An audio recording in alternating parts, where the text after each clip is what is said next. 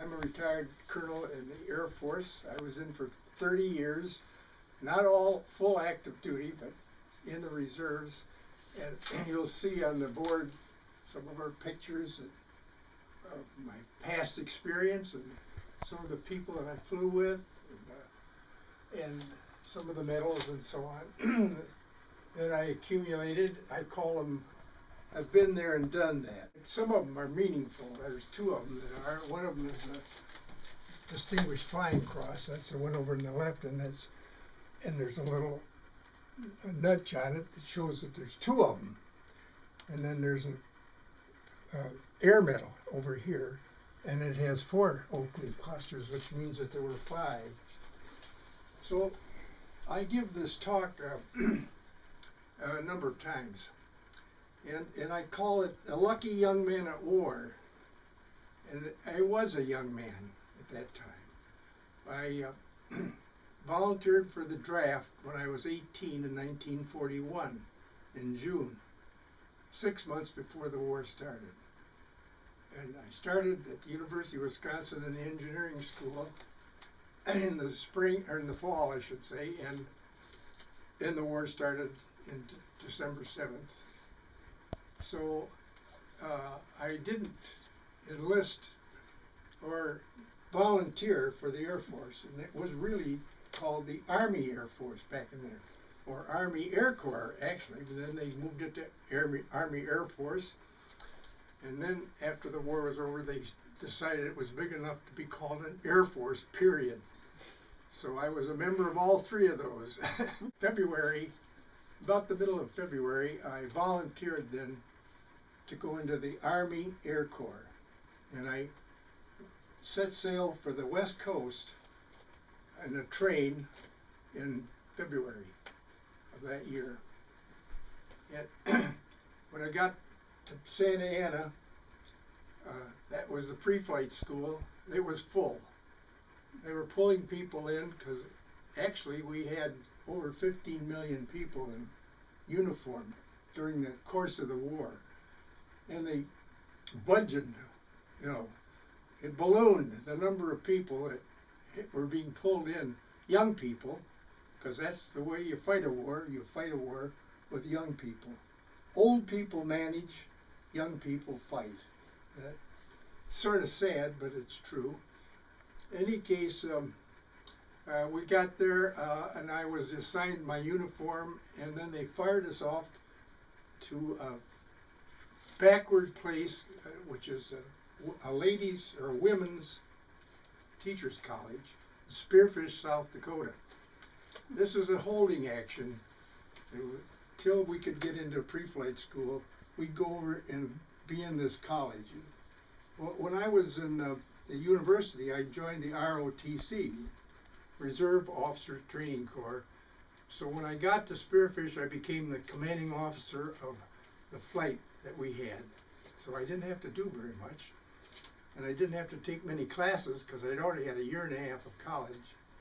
So anyway, finally, the pre-flight school opened up in Santa Ana.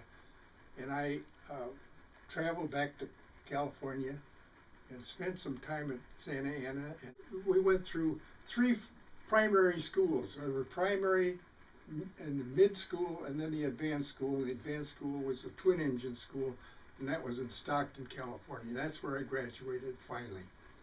It took me a year and just short of 3 months to go through the whole process of learning how to fly. It takes a while. And there were so many people involved in it. In any case, fate intervened a little bit because I was sick when I was in advanced flying school, and I had to go to the hospital. So I missed the class that I would normally have graduated. I would have graduated in March. And that class went off to Yuma, Arizona to fly in the desert. So in any case, it was a provincial thing for me to have that happen because the class that I was in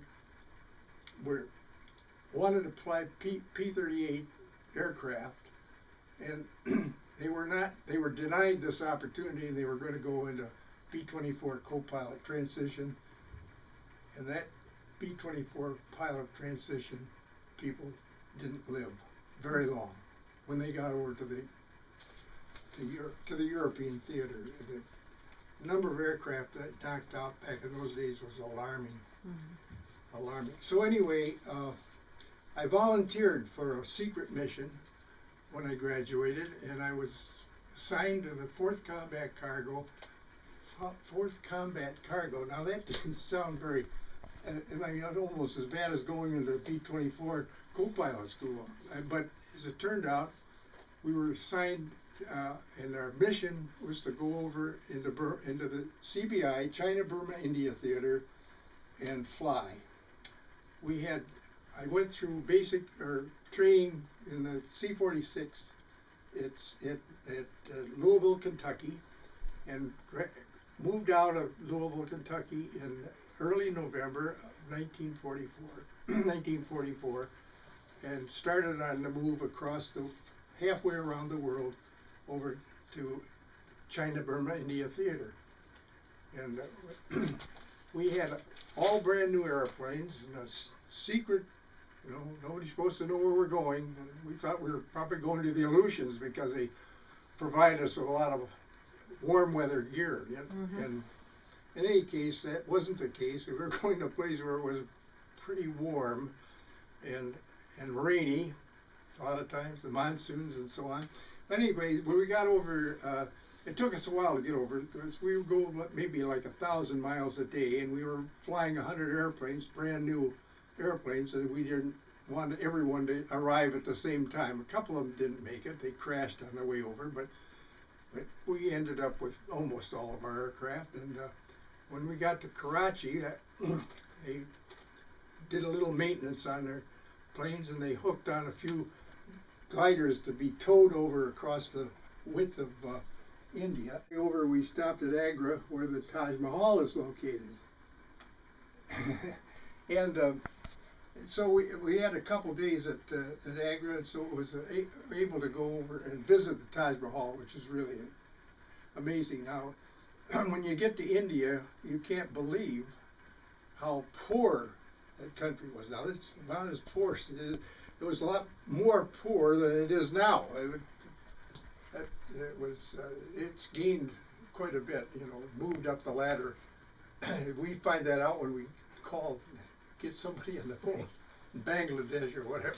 Anyway, on our way across the width of India, a radio operator tuned in our command radio, and they got Tokyo Rose, who was putting on a broadcast from Tokyo, and she introduced herself and introduced our commanding officer for the group, all of the flight instructors, all of our squadron commanders, and she said, "I advise you to turn a 180 and go back home because our Zeros are going to shoot you down." Now that wasn't exactly a wonderful adventure for us to hear, because here we were flying an airplane that only goes like 180 miles an hour, and the Zero goes 350 miles an hour or maybe more, and it's not going to be too much difficult for Zero to shoot us down. But it didn't happen. And the only reason I can figure this out is when we got over there, we started hauling supplies into Burma for the British 14th Army under General Slim of the British Army. And every plane load of things that we brought into Burma, the Japanese had a number of probably a couple 100,000 soldiers in Burma at the time, and they could use the stuff that we're bringing in. There's no point in shooting somebody down that's not bringing goods in that they could possibly gather.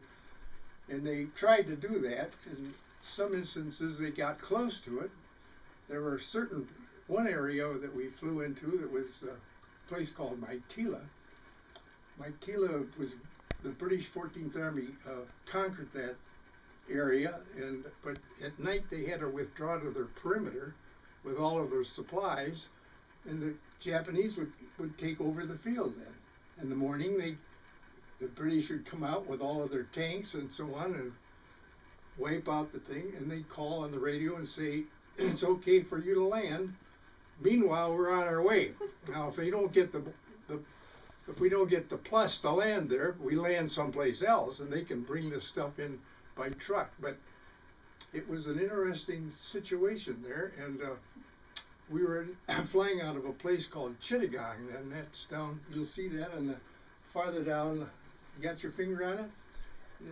Because we moved down from when we were in Sylhet, and then we went to Argatella, and then we moved down to Chittagong as the British 14th Army moved the Japanese down the length of Burma. So Chittagong was a wonderful base for us because it brought the Navy in, and they brought the supplies in. We were hauling 10,000 pounds every time we took a trip over, and we took 3 trips a day. So that's a lot of we have to have a lot of supplies coming in order to do that with 100 airplanes. So, in any case, the sailors coming in would invite us to come on board ship, which was great because they had ice cream on board there. Yeah. And we didn't know what ice cream looked like. Anyway, so if we took a couple sailors over on our airplane, they could go over and rifle on dead Japanese that were killed during the night when they were trying to conquer that field, and they get souvenirs. The souvenirs were really dried up, terrible souvenirs. Those people had been in. That war was the longest war that of any of the total wars, because it started out right after Pearl Harbor, and it didn't end up until around the 6th of June of 1945. So the Japanese destroyers over there they didn't have any replacements, and they were there, and they were getting sick. Most of the people that fought over there got sick and died rather than getting shot and died because they had so much dysentery. They had all kinds of problems there. Well, after that war was over, that was our mission. Then we started to fly what they call the Hump. That's the Himalayan mountains. And we went from a place called Mishinhaw, Burma, over to Kunming, China. And we carried mostly gasoline. And they needed gasoline because that was the only way they could get any supplies, because the Japanese had over 1 million soldiers in China. And the Nationalist Chinese Army was not what you'd call a crackerjack outfit. And China is so big and so difficult that they could only move, the Japanese only could move so far, and then they had to consolidate their army and so on. So, in any case, the gasoline that we're bringing over was helpful in Chiang Kai-shek to try to still that movement, and so that's what. Although we carried troops, and we carried mules, we preferred mules over the troops. The Chinese troops that we carried didn't know anything about flying in an airplane, and they were frightened, and so they'd get sick. And they had some instances where the pilot was taking off, and one of them went and opened the door and jumped out as the plane was going down the runway, and the whole airplane emptied out. And when he lifted off, he didn't have any Chinese left in the airplane. They all jumped out. So anyway, to Mishinhaw, and we flew the Hump. We called it the lower Hump because it wasn't all the way up. The Himalayas go way up, 30,000 feet, but we can't get the airplane up that high. If we had 747, that'd be great. We could have done away with all of our C-46s and just flew a couple of 747s, and we'd have taken care of the whole the whole thing. But anyway, we wanted to keep the Chinese in the war because they held up half the Japanese army was held up by the numbers. They had about a little over 3 million people in their army. They had about 1.5 million in China. Well, the war luckily ended before we could get shot down, and we never did get shot down, and that was great. And coming home, we came home. I had to come home on a boat, and I got seasick. Here I am, a pilot, and I got seasick. Can you imagine that? No. Well, it was kind of a tub of a boat, and it only had what they call a single screw on it. And when it got into the North Atlantic, we were going up and down about 17 feet, and that was too much. Nobody. It was a good trip. Half the trip was good because we went through the Suez Canal. We went to the Mediterranean, and that was quiet. And I had my trumpet along, and I played with the dance band there. And we had women on board, and we had 5,000 troops on board, and quite a few women. And they had to be protected by the Marines in the separate quarters. And here the war is over, you know. So I thought that we'd have a mutiny on board. Anyway, I got home in time to just after Thanksgiving, and so it was my Christmas present to get home and be with my new wife and my new baby. And so that's the sum total of a young man at war. Make any friends? Oh, friends. You see all those guys there? They're all young. You couldn't go through flying school if you were over 26 years old. You're too old. So everybody in that lineup there is 26 or younger. And sure, I've kept track of those. We have meetings all the time. We don't do it anymore because they're all dead. Yeah. That's the trouble. That's one of the problems. When you're young, you fight the war, and if you survive the war, you get old. But then you don't run anything, you know. You just run. You just rant a little bit. No, those young people there are squadron members of mine, and I flew with a number of them, and we had 100 airplanes and 200 pilots, so I didn't know everybody.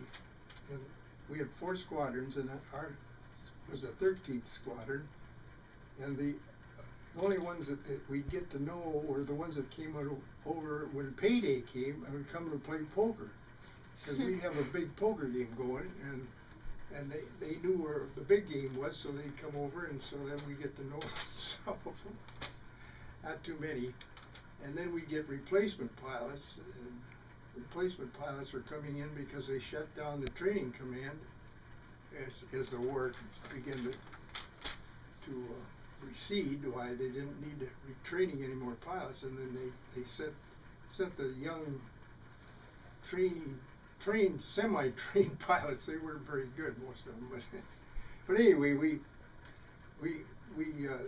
that gave us a chance, because I had a lot of flying time. In 1 month I flew 147 hours, and that's a lot of hours in a month. And you know, a pilot that flies commercially, 60 hours is all they allow. Mm-hmm. So 147 is a little over twice as much as they. So, and that would be every day, you know, flying. So when we got replacement pilots from the B-25 squadrons, they sent them over to fly co-pilot for us, and then we'd split up. Then we'd fly every other day. So that helped out. Slowed her down a little. So that's, any other questions? How did you guys find your targets? How did you find your targets for them? Well, we did have a radio compass on our airplane, and that you tune that in to a radio station, and it would home in on the signal. And when it homed into the signal, you'd follow that then. Now, that worked out pretty well, except when we were flying the Hump, they had a lot of thunderstorms, and when the thunderstorms came around, it interrupted the signal, and that little thing would go flying all over the place. You know, and not only that, we had winds aloft that were like 100 miles an hour, so we had to make if it was pushing you sideways, you had to turn into it, so stay on track, you see. So yeah, it's a little difficult to know that, but as you got closer to the station, when it got to be a stronger signal, And that was the only thing that we really had. They didn't have any landing aids back in those days. It was just a radio compass. How many people were on a plane at once? We had a crew of 4. Pilot, co-pilot, a radio operator, and a crew chief. That's it. So the crew chief, he just managed to tie down the load to make it sure it was not going to go every different direction. The radio operator, we also had radar on board, and it was a closed-in radar. And if they had a radar signal from the field that you're going into, you could home in on that, and it tells you how far away you are. You know, and usually within 25 miles. It was not what you'd call a strong radar signal, but it was something that kind of fun to. And when we were flying into Chittagong, we had a ground station that came over from England, and we could call in and give them a long count, and they could home in onto our long count, and then they give us a route to come in, follow that. So we'd always use those guys. And when I became working on the ground as a dispatcher, I had a Jeep and it had a radio on it, and I'd go around behind where these guys were. Now they're used to going in a small arc because that's, our trips over there were pretty much the same. We're all going in the same direction coming back. So they didn't have to move their antenna very far when someone was giving them a count. I'm giving them a count, and I'm 180 degrees behind them. And that thing is swirling around, and these guys go. They came out shaking their fists, Well, you have to have a little bit of fun out there. Where were you based? Where was I based? Well, you mean when I was flying overseas? Yeah. Well, it was in Sylhet, India, in Argatella, and Chittagong. And you'll see that on your maps. I've got them circled there. And they're Which one did you spend the most time Missionaries in at? Burma, and the other 2 are in India. Which one did you spend the most time at? Chittagong. Okay. Yeah. Yeah. It's in that.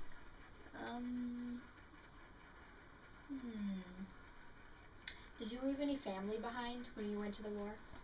Yeah, I left a brand new wife that had only been married for 3 weeks.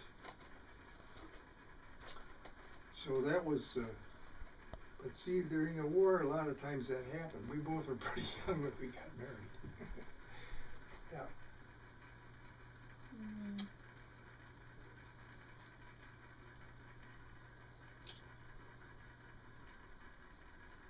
Oh, what was the hardest mission you went on? Well, the hardest one was the airplane I was flying, because there was so much dust over there, and they'd plow out rice paddies over in Burma, and we'd land in the rice paddy before the monsoons had come, and of course it was dusty because it was just a agriculture piece of land that they plowed out and made a runway out of it. So then the airplanes were coming in one after another, and each one had come down with these big engines. Our engines were on the airplane were 2,000 horsepower engine. It really put up a lot of dust, and so that'd get into the engine, and after about maybe 200 or 300 hours, well, they'd have to replace the engine and put a new one in because it was ruined. Well, I had an engine that was on the right that was going down using a lot of oil, and I told that to the head of the maintenance. He said, well, fly it one more time. So on the way over to Burma, at about 8,000 feet, why, that right engine started to smoke. So I turned that engine down. I said, we're going to turn around, and I turned around to go back home. And I said, go back and start throwing some stuff out the door because it was too heavy to land with the one engine going. So I said, put on your parachutes too, in case you happen to fall out, in their enthusiasm of dumping stuff out. And the next thing you know, The left engine went out. Now I'm in a glider. Now this is a 50,000-pound glider, and it doesn't stay in the air very, very long. And we're over mountains in a mountainous area, which is no fun to come down in because nobody will ever find you when you get down there. So anyway, I did a lot of fast moving there, changing the thing around. I had a co-pilot that was just not one of our regular people, like I told you. So. And I think he turned the fuel off on down on the floor. You know, when he was supposed to be turning it off on the right engine, he turned it off for both of them. And so I turned those things on, and then I had an auxiliary switch for a fuel pump that would kick the pressure up. And luckily for us, it started. Now that gets you, that gets you thinking. Now, everybody thought it would be fun to jump out of the airplane, but they thought it would be fun to jump out where they could be, air sea rescue could come and get you. You know? That wouldn't have been the case. That was wild country there. Wild. It's a division between Burma and India, and there's mountains there that go 6,000 to 7,000 feet. And there's hardly any people there. I mean, the people are in the plains where they can farm. What year did you go to war? What year was it? Well, that was I graduated in the mid 1944, May of 1944, and I went over and started over in the beginning of November of 1944, and we landed in India in early December. It took us about a month to get over there, for flying different legs. It was like 12,000 miles to get over, and so I was. That was the beginning of our experience in early December that we started flying and supplying supplies to the British 14th Army. They were way up in northern Burma at the time, and they were starting to move the Japanese south towards Rangoon. And it took them a while to do that, but because they were tenacious, tough, Japanese took no one, if they captured you, that'd be the end of your life. They were barely able to keep themselves alive. They're not going to feed somebody who they think is a deserter of his country, because they never surrendered. Japanese didn't surrender. They take their own life before they surrender. Yeah, they were unbelievably. When that war ended, I couldn't believe it. The Japanese just stopped absolutely 100%. We had people landing in Singapore, and they were surrounded by thousands of Japanese troops that were there, and they were all carrying guns. But the war was over. As soon as the emperor said the war is over, that was the end. And only a few holdouts that didn't realize that or didn't hear him broadcast, or didn't have the word. They were in a cave or something in some remote island. They would keep on fighting, but any of them that were in areas like in China, where that was the end of the war. Yeah, strange. That was the only war that we really won. Unconditional surrender was the only way that they would end that war. Now we fool around, and we go on for 10, 12 years, and we finally decide, like in Vietnam, it's too, we're not getting anywhere, so we'll pull out. And why they don't do that over in Afghanistan, I don't know, because they just never will. The Russians tried it, and they're right next door, Afghanistan. And all they have to do is walk across the border. Here we're traveling halfway around the world to fight a war, and we've been doing it for, 10, 12 years. Mm-hmm. It just irks me, really. But I didn't want to get into that. What did you do in your free time at war? Well, first of all, you like to keep clean. So we, And my dad told me, I said, if you go flying, it's better than to be a grunt on in the trenches, because he was, he didn't fight in World War I, but that was such a nasty war because they spent all the time in trenches. They had, you know, the worst conditions. And said if you're flying, you're going to be up in the air. It's clean up there, and when you land, you'll probably be in a spot where you'll have a nice bed, and somebody's going to feed you. And so, it sounded like a good move. The only thing was, when I was a little boy, I used to get car sick. Now, just and one of the things that you had to certify when you went into the Army Air Corps is that you didn't have motion sickness. And I said, oh no, never, never, never, never. And when I started out in pre-flight, and then I got to primary school, we're flying these little two-wing airplanes. Stearman is called. Open cockpit. Oh, what fun to fly it. What fun to fly that airplane. And so it only goes 100 miles an hour. You know, but you can do all kinds of aerobatics with it. And so my instructor, and this was at a civilian school in Oxnard, and so Mira Loma Flight Academy, beautiful. We all had cottages, formed into a cottage. I mean, man, that was in heaven. To stay there forever, you know. Well, I got into that Stearman, and the instructor took me up, and he said, if you got your safety belts securely fastened, and the safety belt's about that wide, and it goes right across your, but not no shoulder strap, just this. And he's got a little, what they call a Gosport. He's talking. I've got a thing that goes into my ear off my helmet, you know, goggles and helmet and all that. And I can't talk to him, but I can give him the old signal. See, okay, upside down. Ah, upside down, man. Whoop! All I can feel is that 4-inch belt around me, and I've grabbed a hold of everything I can find, you know. And we went along upside down for a while, and finally I figured, well, it looks like I'm not going to fall out. So now he proceeded to show me how to snap roll, slow roll, and spin, and loop, and all the wonderful things, and I got so sick.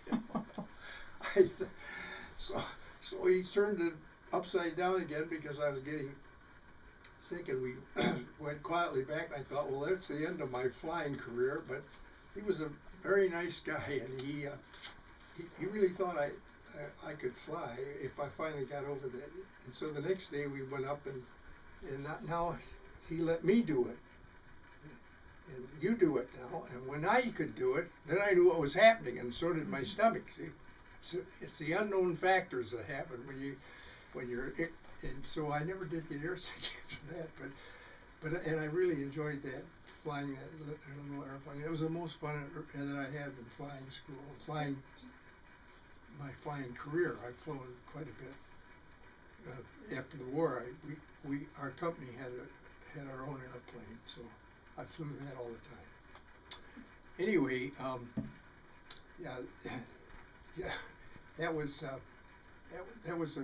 that was a fearsome time. You know, I thought I was going to get washed out of the thing, then I have to go do something else. You know, like fight. You don't want to fight. You help it. Well, anyway, I think that's probably the end of the thing. I'm running out of gas now. Go ahead, Jerry.